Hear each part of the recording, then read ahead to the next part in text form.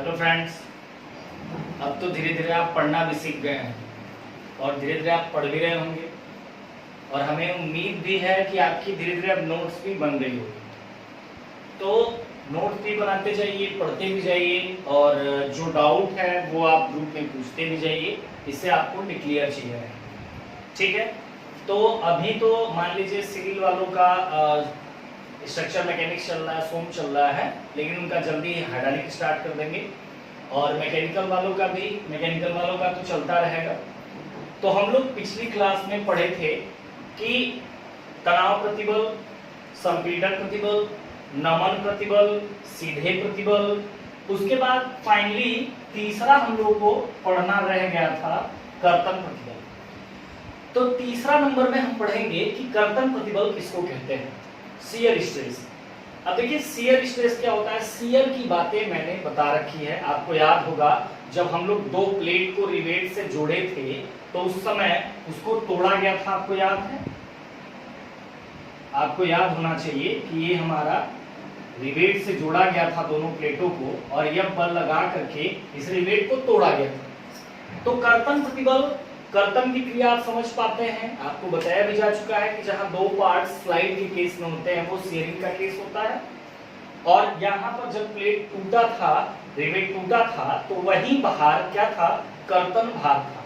तो कर्तन प्रतिबल को समझा जाए। कर्तन प्रतिबल जो होता है वो ये कहता है कि किसी अवयव पर या किसी पदार्थ पर उत्पन्न कर्तन भार एवं उसके अनुप्रस्थ काट के क्षेत्रफल का जो अनुपात होता है वही कर्तन प्रतिबल कहलाता है। इसे स्मॉल q से शो करते हैं, F/A या F/a, कुछ भी कहें। आपको फार्मूला भी बताया जा चुका है कि प्रतिबल का नॉर्मली फार्मूला F/A होता है, बल बटा क्षेत्रफल होता है। तो आप ध्यान रखिए, न्यूमेरिकल के लिए अगर कहीं भी प्रतिबल की बात आएगी तो वहां बल बटा क्षेत्रफल ही रहेगा, लेकिन अगर तनाव प्रतिबल है तो तनाव बल बटा क्षेत्रफल, संपीड़न प्रतिबल की बात करेंगे तो संपीड़न बल बटा क्षेत्रफल, अगर हम कर्तन प्रतिबल की बात कर रहे हैं तो कर्तन भार बटा क्षेत्रफल, या नमन प्रतिबल की बात करेंगे तो नमन बल बटा क्षेत्रफल, सीधे प्रतिबल की बात करेंगे तो सीधे बल बटा क्षेत्रफल। फार्मूला वही रहेगा, कड़ियां जुड़ती चली जाएंगी। ठीक है, तो ये क्या हुआ? कर्तन प्रतिबल जो होता है, कर्तन प्रतिबल पदार्थ पर उत्पन्न कर्तन भार, यहाँ F क्या है? यहाँ F जो है वो क्या है? F बराबर कहेंगे ये कर्तन भार या कर्तन बल है और A क्या है? अनुप्रस्थ काट का क्षेत्रफल। ठीक है, तो आप लिख लीजिए कर्तन प्रतिबल को। किसी पदार्थ के, लिखिएगा, किसी पदार्थ पर उत्पन्न कर्तन भार, किसी पदार्थ पर उत्पन्न कर्तन भार एवं अनुप्रस्थ काट के क्षेत्रफल का अनुपात ही, एवं अनुप्रस्थ काट के क्षेत्रफल का अनुपात ही कर्तन प्रतिबल कहलाता है। ठीक है, अतः स्मॉल q F/A, जहां F कर्तन भार या कर्तन बल जो भी कहें, A क्या है? अनुप्रस्थ काट का क्षेत्रफल, और मात्रक क्या होगा भाई? बल है तो बल का मात्रक न्यूटन, एरिया मतलब क्षेत्रफल, क्षेत्रफल का मात्रक मीटर स्क्वायर, या फिर मात्रक क्या होगा? न्यूटन पर एम स्क्वायर। क्लियर हुआ? तो यहां तक हम लोग प्रतिबल को पढ़ चुके हैं जो तीन प्रकार के थे। आप तीनों प्रतिबलों को आसानी से बता सकते हैं, एग्जाम में डिफिनेशन पूछे तो आप डिफिनेशन भी दे सकते हैं, यहां से आप क्लियर हैं। चैप्टर का नाम जो हम चैप्टर पढ़ रहे हैं वो सरल प्रतिबल तथा विकृति या प्रतिबल तथा विकृति के बारे में पढ़ रहे हैं। तो अब हम लोग प्रतिबल को पढ़ चुके हैं, तो हम लोग अब पढ़ेंगे विकृति को। तो अगली हेडिंग डालिएगा विकृति। ठीक है, अगली हेडिंग हमारी होगी विकृति। अगली हेडिंग डाल दीजिएगा। ठीक है, तो अगली हेडिंग हमारी होगी विकृति, जिसको कहा जाता है स्ट्रेन। अब देखिए स्ट्रेन को समझिए, स्ट्रेन क्या चीज है? विकृति को बहुत नॉर्मल तरीके से आप समझ सकते हैं, थोड़ा सा दिमाग लगाएंगे तो। विकृति जो होती है जब किसी भी अवयव पर या किसी पदार्थ पर या सदस्य पर बल लगाते हैं तो अगर उसके आकार में परिवर्तन होता है, ध्यान दीजिए, जब हम किसी वस्तु पर या किसी पदार्थ पर अगर बल लगा रहे हों और बल लगाने के पश्चात उसमें डिफॉर्मेशन हो रहा हो, उसके आकार में परिवर्तन अगर होता है, तो यही जो परिवर्तन हुआ है उसी परिवर्तन की माप ही विकृति कहलाती है। मतलब ये है कि जो विकृति है विकृति इक्वल टू क्या बताया गया, परिवर्तन की माप, परिवर्तन की माप। इसका मतलब ये कहा गया कि अगर आप किसी पदार्थ पर, किसी वस्तु पर बल लगा रहे हों और उसके आकार में परिवर्तन हो रहा है तो परिवर्तन विकृति नहीं कहलाती, बल्कि वही परिवर्तन की जो माप होती है वही परिवर्तन की माप क्या कहलाती है, विकृति कहलाती है। और यहाँ विकृति को हम इंडिकेट करते हैं स्मॉल ई से, और परिवर्तन की माप का मतलब होता है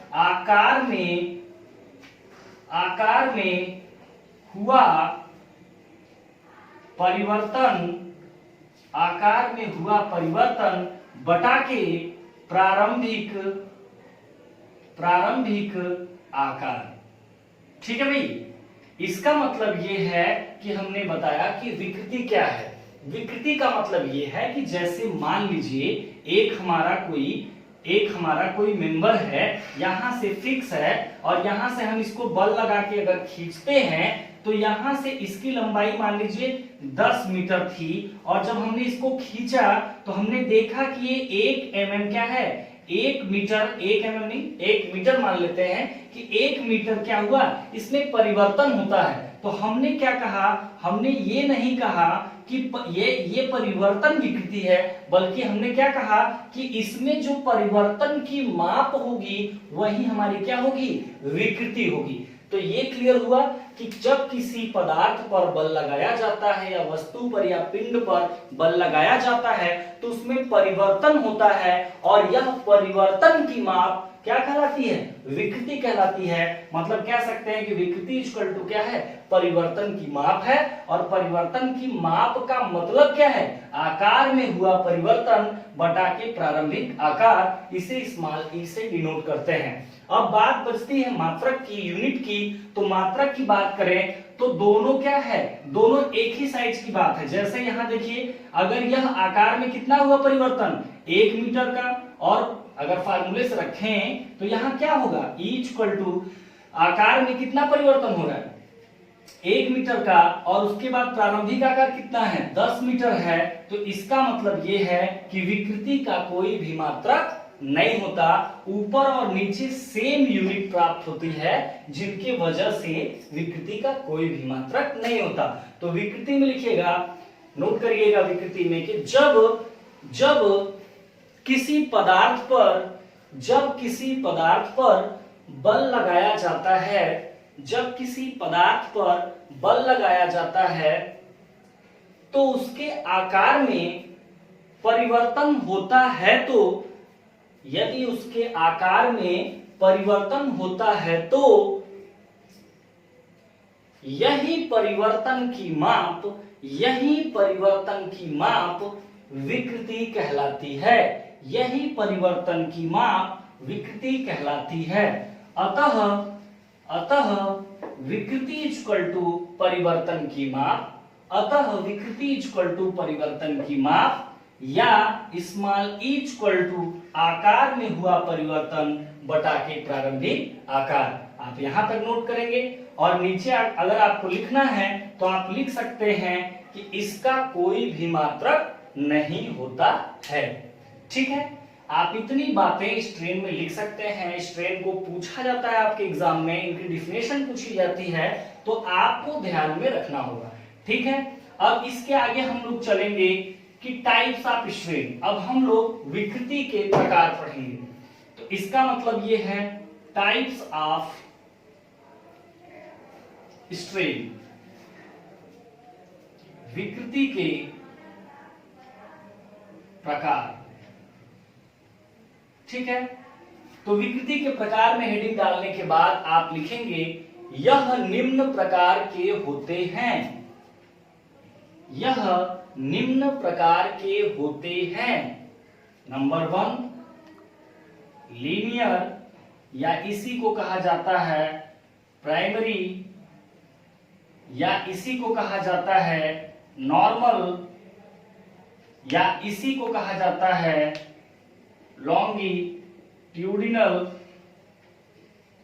ठीक है, या इसी को कहा जाता है एक्सियल, ठीक है, एक्सियल स्ट्रेन। तो इसका मतलब पहला नंबर कौन है, लीनियर स्ट्रेन, या फिर प्राइमरी स्ट्रेन, या फिर नॉर्मल स्ट्रेन, या फिर लॉन्गिट्यूडिनल स्ट्रेन, या फिर एक्सियल स्ट्रेन। इसको हम कई नामों से जानते हैं। लीनियर का मतलब क्या है, रेखीय।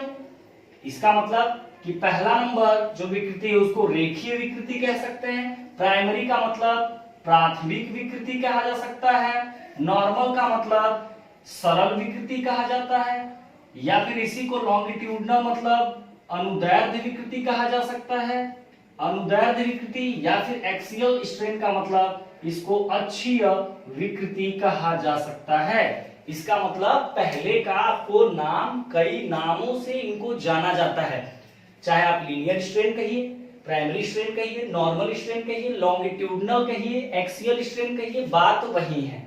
या फिर रेखीय विकृति कहिए, प्राथमिक कहिए, सरल कहिए, अनुदैर्ध्य विकृति कहिए, या फिर अक्षीय विकृति कहिए। लेकिन इसमें सबसे ज्यादा जो नाम इंपॉर्टेंट रहता है वो रेखीय का रहता है, और लॉन्गिट्यूडिनल मतलब अनुदैर्ध्य विकृति या फिर रेखीय विकृति। तो आप पहली हेडिंग डालेंगे, इसमें से सारे नाम याद रहें ना रहें, लेकिन 2 नाम कम से कम आपको याद रखना बहुत जरूरी है।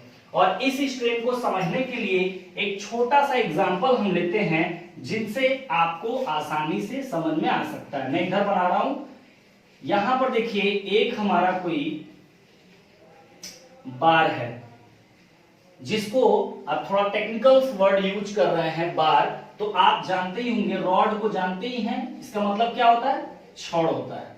तो यही जो हमारा बार है, ये एक प्रकार का यहाँ पे टेक्निकल वर्ड यूज किया गया है। बार मतलब उसका आप समझेंगे अपने नॉर्मल भाषा में, किसको छड़ बोलते हैं। एक छड़ है जो देखिए, अगर हम कहीं भी इस तरह की अगर हैचिंग कर रहे हैं किसी एक लाइन से, एक रेखा से अगर हम कर रहे हैं, तो इसका मतलब ये है कि वह रेखा क्या है, फिक्स है। तो इसका मतलब ये है कि यहां से हमने रॉड को, ये क्या दिखा रहा है कि ये हमारा बता रहा है कि ये क्या है, फिक्स्ड है। अगर हम कहीं लिखे ना, अगर इस तरह का हमने ऐसे बनाया और ऐसे कर दिया, या हमने ऐसे बनाया इसको ऐसे कर दिया, इसका मतलब ये चीज क्या है, इसके साथ फिक्स है। तो ये बात समझ में आई आपको।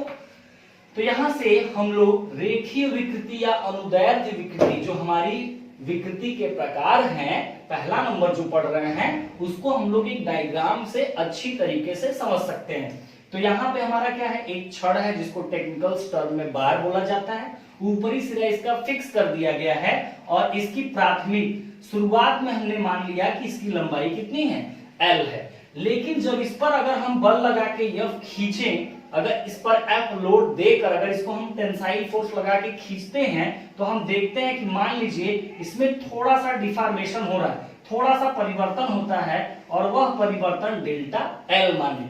ध्यान दीजिए, अगर L है इसके साथ डेल्टा L हो गया। अगर मान लीजिए कि B लिखा हुआ है, मान लेते हैं कि B कोई चौड़ाई है, लेकिन अगर आप उसके साथ डेल्टा यूज करते हैं तो ये समझ लीजिए कि वह चीज काफी छोटी हो गई। जैसे मान लीजिए अगर हम L कह रहे हैं, L है, तो L का मतलब लंबाई कुछ न कुछ है, लेकिन अगर हम डेल्टा L लिख रहे हैं तो ये समझिए कि अगर किसी के साथ अगर डेल्टा हम इस्तेमाल कर रहे हैं तो निश्चित तौर पे वह माप काफी छोटी हो जाएगी। इतना आप ध्यान रखिएगा।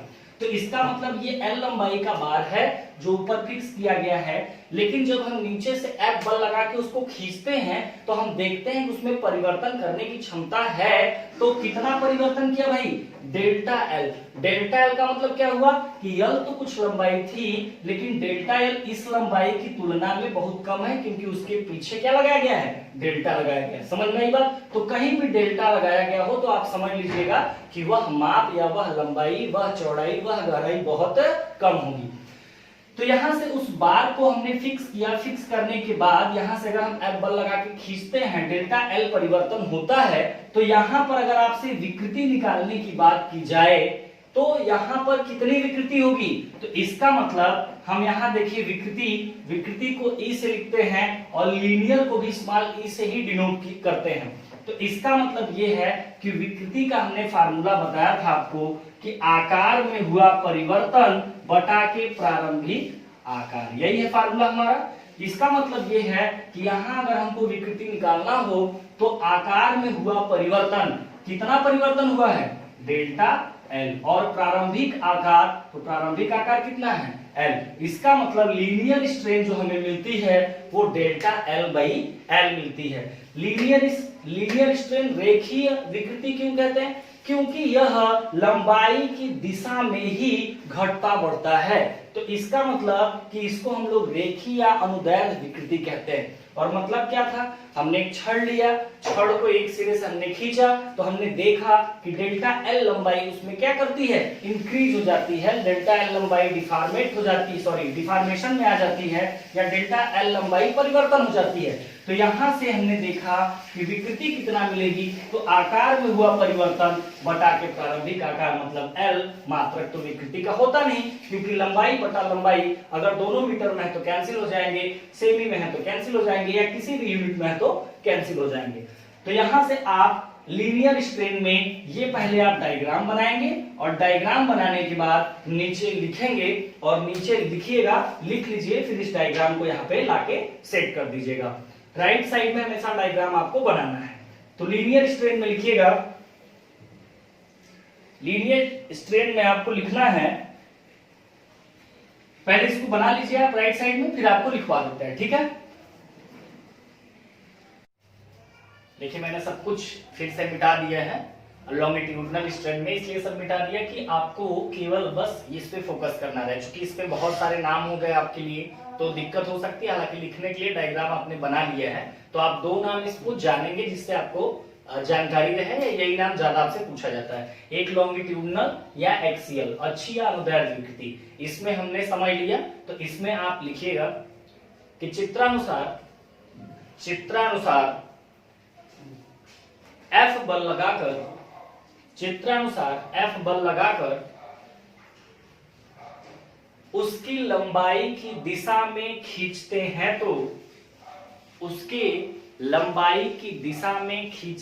तो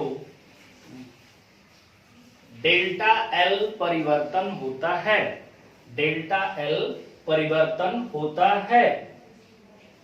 इस प्रकार